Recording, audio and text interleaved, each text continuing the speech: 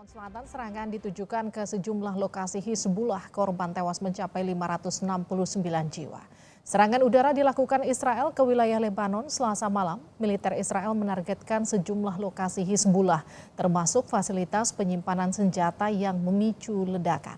Sementara militer Israel menyebut telah mengidentifikasi serangan yang ditujukan ke wilayah Tel Aviv oleh Lebanon pada Rabu pagi.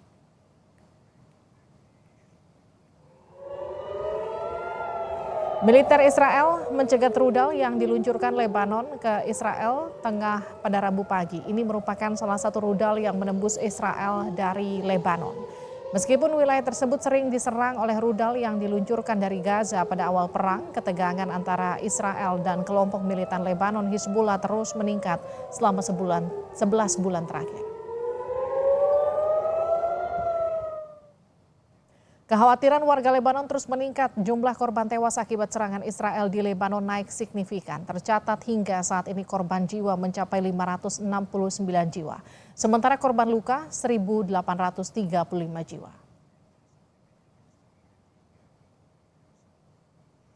Perdana Menteri Israel Benjamin Netanyahu menyatakan akan terus menyerang Hizbullah. Militer Israel akan melakukan apapun untuk mendorong Hizbullah menjauh dari perbatasan Lebanon Israel. להכות בחיזבאללה. ואני אומר לעם בלבנון, המלחמה שלנו לא איתכם, המלחמה שלנו עם חיזבאללה. נסראללה מוביל אתכם לסף התהום. אמרתי לכם אתמול להתפנות מהבתים שבהם הוא שם לכם טיל בסלון ורקטה בגראז'. מי שיש לו טיל בסלון ורקטה בגראז' לא יהיה לו בית.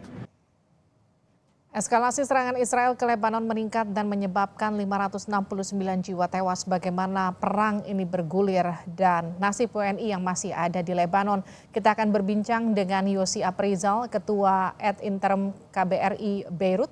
Selamat malam Pak Yosi.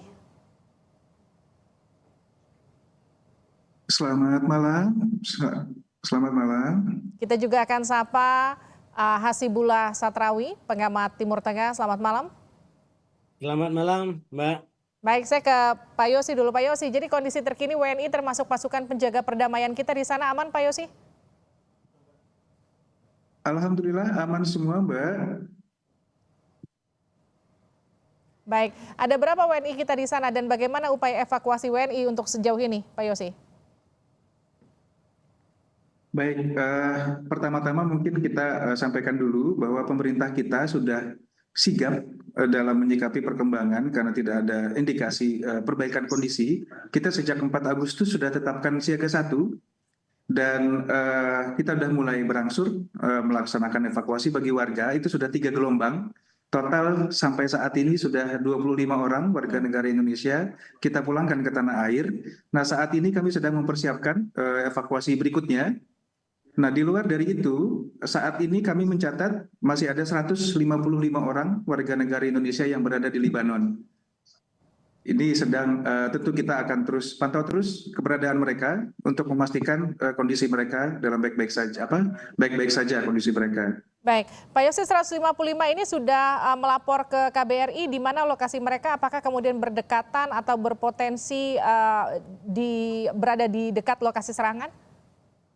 Baik, mungkin kalau kita ingat kejadian beberapa hari lalu, intensifnya serangan dari Israel sampai terjadi pengungsian dari Lebanon Selatan, itu kita ada beberapa warga kita di Lebanon Selatan, 3 orang berhasil kita tarik ke Beirut, sekarang sudah kita amankan di shelter, masih ada tersisa 7 orang.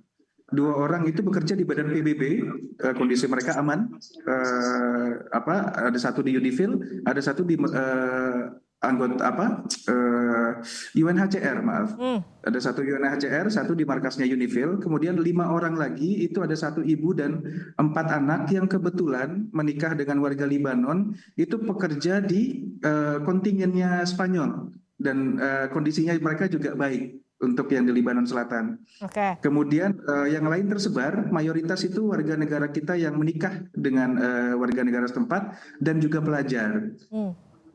Pak Yosi, kemarin kan juga sempat ada informasi bahkan ada 2, koreksi saya datanya kalau salah, anggota PBB yang juga bahkan ikut jadi korban di Lebanon sana. Sementara tadi Anda sebutkan juga kan ada warga negara kita yang juga ikut bekerja di PBB di sana. Bagaimana kemudian sebetulnya pola penyerangan di sana? Apakah kemudian kita bisa memastikan bahwa warga negara kita yang berada di sana pasti akan aman? Tentunya kita terus mengingatkan, terus menghimbau mereka untuk tingkatkan kewaspadaan, amati perkembangan kondisi yang terjadi di sekitarnya, dan juga terus melaporkan keberadaannya kepada kami agar apabila diperlukan kami siap memberikan bantuan, dan kami juga memberikan kita menyiagakan hotline sehingga anytime warga negara kita bisa menghubungi untuk kita berikan bantuan. Tapi artinya evakuasi menyeluruh masih belum perlu dilakukan ya Pak Yosi ya? Tentu kita sedang koordinasi lebih erat, kita sedang koordinasikan dengan Kementerian Luar Negeri, Kementerian Pertahanan, dan juga instansi-instansi terkait lain untuk langkah-langkah lebih lanjut. Tapi tentu evakuasi kita masih terus berjalan, kita terus upayakan. Yang tentu ada beberapa kendala di lapangan, contohnya seperti saat ini, kondisi saat ini itu mengganggu penerbangan. Sejauh ini banyak penerbangan yang sudah tutup, nah ini juga menjadi kendala kita untuk melakukan evakuasi. Kita masih koordinasikan dengan kementerian terkait. Baik, Pak Yosi, sebelum saya ke Pak Satrawi ya, ini kita kan punya pasukan perdamaian yang ada di Lebanon, jumlahnya ada cukup banyak ya Pak Yosi ya. Adakah informasi kemungkinan untuk penarikan pasukan kembali ke Indonesia atau seperti apa sejauh ini? Baik, tentu skala yang digunakan oleh UNIFIL itu berbeda dengan skala yang kita gunakan, kita sipil, mereka di kemiliteran. Tapi tentu mereka sudah menyiapkan juga, selain KBRI menyiapkan rencana kontingensi untuk warga, mereka juga sudah punya rencana kontingensi sendiri untuk penarikan pasukan apabila sudah benar-benar kondisi darurat tidak memungkinkan adanya keberadaan pasukan kita di sana. Nah ini selama ini kita koordinasi erat, kita saling dukung baik untuk monitoring maupun in case ada warga kita yang membutuhkan. Baik, saya ke Mas Satrawi. Ini kan serangan yang disebut paling mematikan setelah tahun 90. Apa yang kemudian terjadi saat ini? Anda melihat eskalasinya masih akan membesar, Mas? Ya, Mbak Livi dan Mas Yose. Saya di awal ini ingin menyampaikan beberapa catatan sebagai pengantar umum bagi kita semua. Yang pertama, bahwa intensitas serangan sekarang ini terjadi setelah tanggal 17 September kemarin, yang secara pribadi saya mengatakan itu bisa menjadi pembeda dari serangan-serangan sebelum 17 September dengan serangan-serangan setelah 17 September. Saya ingin mengatakan kalau 7 Oktober 2023 itu menjadi awal dari perang Israel dengan Hamas, bisa jadi 17 September 2024 ini bisa menjadi awal dari perang yang lebih besar di antara Hizbullah dengan Israel. Dan oleh karena itu kita sebagai orang Indonesia mestinya bisa memahami minimal dalam 3 poin penting menurut saya, Mbak Livi. Yang pertama, kondisi Hizbullah ataupun Lebanon sendiri sebenarnya tidak terkait langsung dengan Hamas ataupun dengan Palestina atau bahkan dengan Israel. Jadi ini konteksnya berbeda sekali, walaupun memang alasannya adalah sama, alasan solidaritas dan alasan karena politik penjajahan Israel. Jadi Hizbullah melakukan campur tangan dan melibatkan diri dalam serang menyerang dengan Israel semenjak krisis 7 Oktober 2023 sebagai bentuk solidaritas. Atau kalau dalam strategi mereka disebut sebagai strategi wahdatus sahah, bahwa perang yang dihadapi, musuh yang dihadapi adalah sama. Karena itu serangan terhadap Hamas itu dianggap juga serangan kepada Hizbullah. Dan begitu juga dengan kelompok-kelompok lain. Tapi secara hukum dan politik tetap berbeda di antara serangan Israel dengan Hamas dan serangan atau perang di antara Israel dengan Hizbullah. Karena tadi Hizbullah dan Lebanon secara umum tidak ada konflik secara terbarukan dengan Israel, kecuali memang setelah terjadi serangan 7 Oktober sebagai bentuk solidaritas tadi. Dan yang kedua, Mbak Livi, yang ingin saya katakan adalah Lebanon merupakan sebuah negara kecil yang mempunyai trauma konflik yang sangat-sangat mendalam. Ya, Lebanon pernah mengalami perang yang disebut sebagai perang saudara. Walaupun secara akademis banyak ahli mengkritik itu karena terlalu banyak faktor dan kelompok yang berbeda-beda di situ yang terjadi semenjak pertengahan 70-an sampai 90. Dan sekali lagi bagi bangsa Libanon, bagi warga Libanon, atau bagi bangsa masyarakat Arab secara umum, perang itu perang yang sangat memilukan. Saya dulu cukup lama di Kairo, itu masih banyak lagu-lagu yang memberikan semangat untuk kebangkitan Libanon, kebangkitan Libanon demi kemanusiaan, demi perdamaian, demi masa depan yang lebih baik. Itu sebuah upaya untuk memberikan semangat kebangkitan bagi Libanon, bagi Beirut yang dilanda perang cukup panjang sampai 15 tahun. Dan yang ketiga, nah ini konteks yang berbeda Mbak Livli, agak berbeda, sangat kontras dengan Hamas di Palestina. Friksi-friksi dan kelompok-kelompok politik di Libanon itu tidak sama seperti di Palestina. Walaupun mungkin memang di Palestina ada, katakanlah ada Fatah dan Hamas, tapi ketika Hamas diserang, minimalnya Fatah tidak sampai keluar menentang Hamas.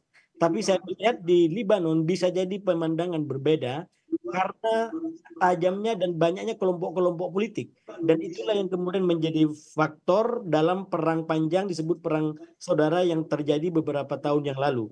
Nah, oleh karena itu kalau mengacu kepada latar belakang kelompok politik yang ada di Libanon, maka sangat mungkin adanya pendapat-pendapat yang berbeda dari politisi, dari tokoh-tokoh Libanon terkait dengan apa yang dilakukan oleh Hizbullah.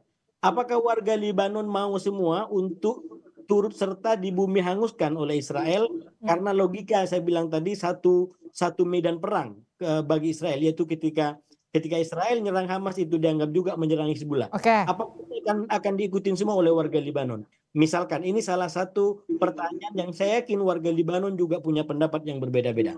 Tapi artinya gini, kalau Anda melihat dari polanya tadi, kalau serangan terhadap Hamas itu dimulai 7 Oktober 2023, terhadap Hizbullah itu eskalasinya memuncak di 17 September. Anda melihat Lebanon akan menjadi Gaza baru?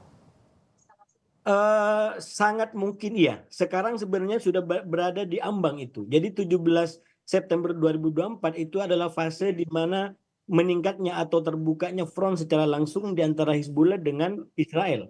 Dan per hari ini sudah dilaporkan lebih daripada 500, bahkan dekat dengan 600. Ini adalah gejala angka-angka yang meningkat secara tajam, mirip dengan apa yang terjadi di Gaza pada awal-awal. Artinya apa?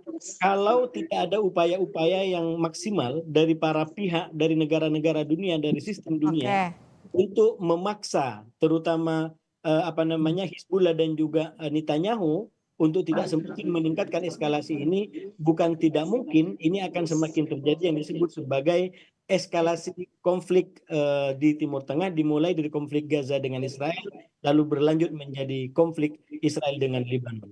Oke, saya ke Pak Yosi. Pak Yosi, kalau mendengar penjelasan tadi dari Pak Satrawi, artinya ada potensi peperangan ini akan menjadi lebih besar lagi.